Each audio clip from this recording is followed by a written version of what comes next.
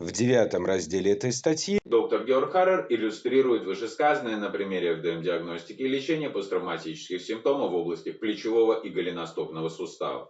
Вопреки озвученному им ранее мнению об отсутствии прописанного регламента лечения заболеваний ортопедического профиля, для проблем плеча Георг описывает его вполне однозначно. Сначала он рекомендует исправить грыжу триггерной точки, потом триггерные тяжи и континуум дисторсии, затем цилиндрическую дисторсию и не ранее следующего дня фолдинг-дисторсию и тектоническую фиксацию. Для проблем голеностопа он приводит последовательность элиминации дисторсий для каждого из 4 наиболее распространенных типов механизма травмы.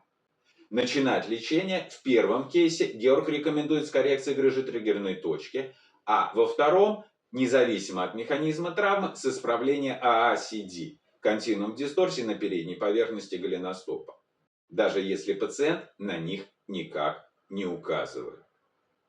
Как вы, вероятно, заметили, такой подход не соответствует расстановке приоритетов, приведенных Георгом в этой статье выше, но зато соответствует написанному доктором Типальдесом.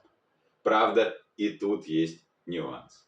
В своем открытом письме, адресованном западным коллегам и бывшим соратникам, в котором Кескитан и КФДМО обвиняет их в том, что они плохо знают и понимают модель фасциальных дисторсий, в качестве примера их некомпетентности он приводит два наиболее распространенных среди иностранных инструкторов, с его точки зрения, заблуждения, а именно возможность образования грыжи триггерной точки на конечностях. Этот кейс был мне более или менее понятен сразу.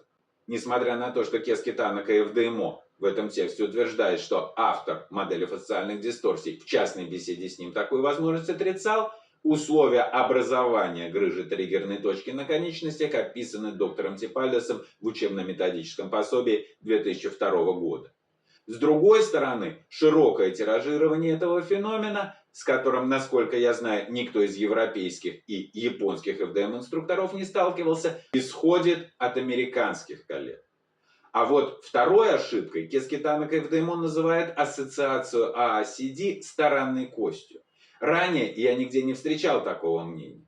Ранее, пока не проштудировал самым внимательным образом статью доктора Харрера, оригинальности которой мы с вами так долго и упорно рассматриваем.